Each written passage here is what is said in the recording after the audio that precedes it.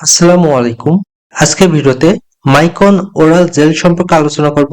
মাইকন oral জেলটি Aristo Pharma limited কোম্পানির product. এর generic নাম হচ্ছে মাইকোনাজল 2%। আজকের ভিডিওতে মাইকন ওরাল জেল কি কি সমস্যার ক্ষেত্রে ব্যবহার করা হয়, এটি ব্যবহারের সঠিক নিয়ম এবং পার্শ্ব প্রতিক্রিয়া খুবই সংক্ষিপ্ত এবং সহজ ভাষায় আলোচনা করার চেষ্টা করব। মাইকন জেলটি মুখ ও মুখের মধ্যে এবং পরিপাক ছত্রাক ইনফেকশনের চিকিৎসায় ব্যবহার হয়। এটি গ্রাম পজিটিভ ব্যাকটেরিয়া জনিত বিভিন্ন ইনফেকশনের ক্ষেত্রে এবং তা প্রতিরোধে নির্দেশিত। গাল, জিহ্বা, মুখের উপরে বা গলাতে সাদা প্যাচযুক্ত ইনফেকশন বা সমস্যার সাথে লালচে ভাব, ব্যথা বা জ্বলন, মুখের বা ঠোঁটের কোণায় ফাটল বা স্বাদের হ্রাস হলে এটি ব্যবহার করা যায়। মুখে বা গলার ক্ষত, ঘা বা চুলকানি হলে এটি ব্যবহার হয়। বাচ্চাদের গালের ভিতরে, জিহ্বা, মাড়ি বা ঠোঁটের উপরে সাদা বা হলুদ রঙের প্যাচ বা ছত্রাক জাতীয় সমস্যায় এটি ব্যবহার হতে পারে। মুখের এক কোণায় বা উভয় কোণায় বা ঠোঁটে প্রধা, জ্বলন, ব্যথা বা ফাটল দেখা দিলে এটি ব্যবহার করা যেতে পারে। মুখের মধ্যে ফুসকুড়ি বা খসখসে ভাব থাকলেও অনেক ডাক্তাররা এটি প্রেসক্রাইব করে। বাহু বা পায়ের স্তরে ছত্রাকজনিত সমস্যা, পায়ের আঙ্গুলের মধ্যে বা ত্বকে ফাঙ্গাল ইনফেকশন, চুলকানি, জ্বলন বা ফোসকা জাতীয় সমস্যা দেখা দিলে এটি ব্যবহার করা যেতে পারে।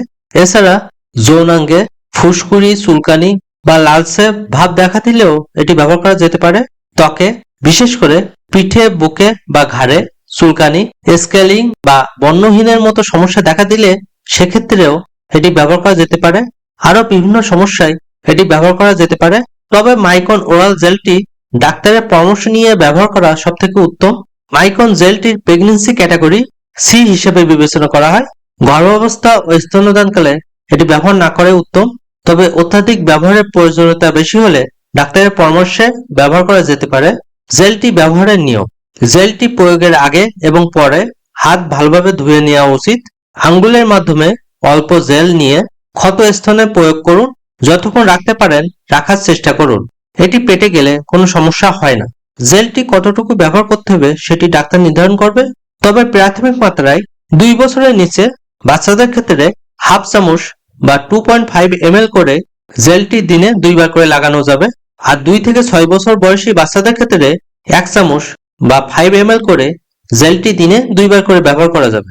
আর 6 বছরের ওপরে বাচ্চাদের ক্ষেত্রে 1 চামচ বা 5 ml করে জেলটি দিনে 4 বার ব্যবহার করা যাবে। এছাড়া প্রাপ্তবয়স্কদের ক্ষেত্রে 1 থেকে 2 চামচ করে অর্থাৎ 5 থেকে 10 ml করে দিনে 3 থেকে 4 বার ব্যবহার করা যাবে। খাবার গ্রহণের সাথে জেলটির তেমন কোনো সম্পর্ক নাই। মাইকন জেলে বেশ কিছু পার্শ্ব প্রতিক্রিয়া আছে।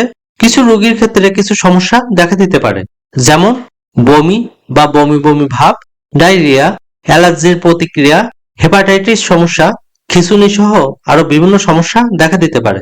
সবাই সুস্থ এবং ভালো থাকুন। আল্লাহ হাফেজ।